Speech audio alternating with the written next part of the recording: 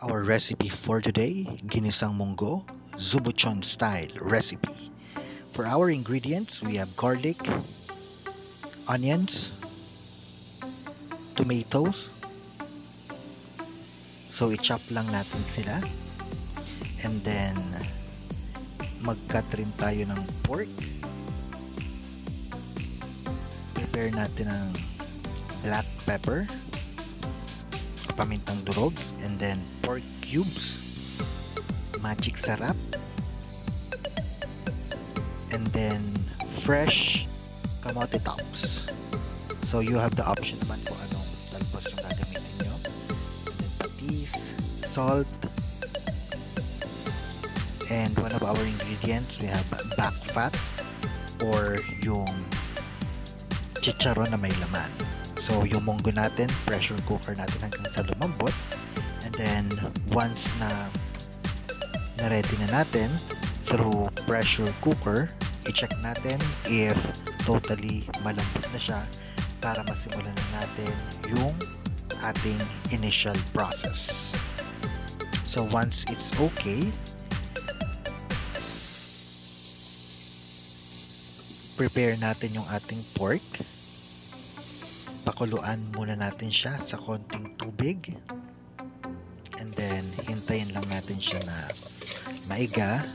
And then once na matuyo na, that's the time nalagyan natin ng cooking oil. So igigisa lang natin siya ng konti. And then once na mag-turn na siya into color brown, that's the time na i-add na natin yung ating garlic.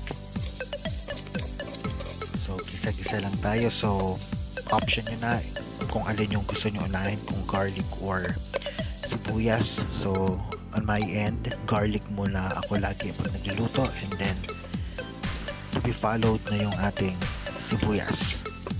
So gisa-gisa lang tayo, and then once it's cooked, let's add our tomatoes.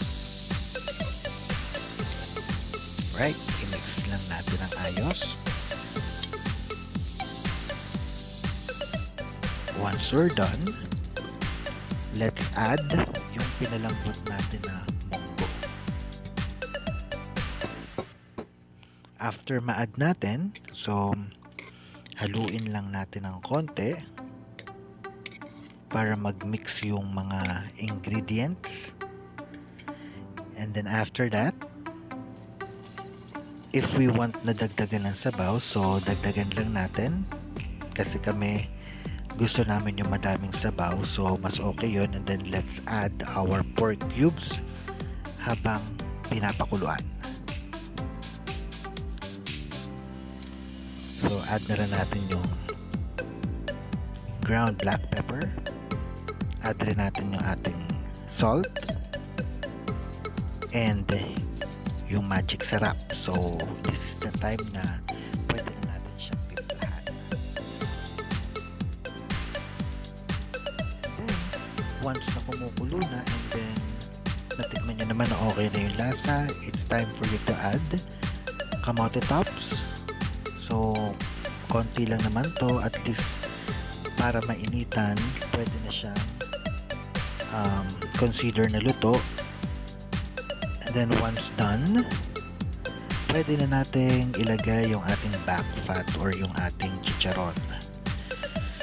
So ito na yung pinaka last ingredients na ilalagay natin. And then hintayin lang natin na kumulo pa ulit ng konti.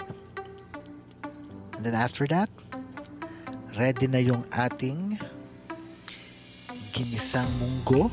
Hantayin lang natin na kumulo pa siya ng konti. And then ready na yung ating ginisang munggo Zubuchon style recipe. So till my next recipe, and enjoy. Have a great day.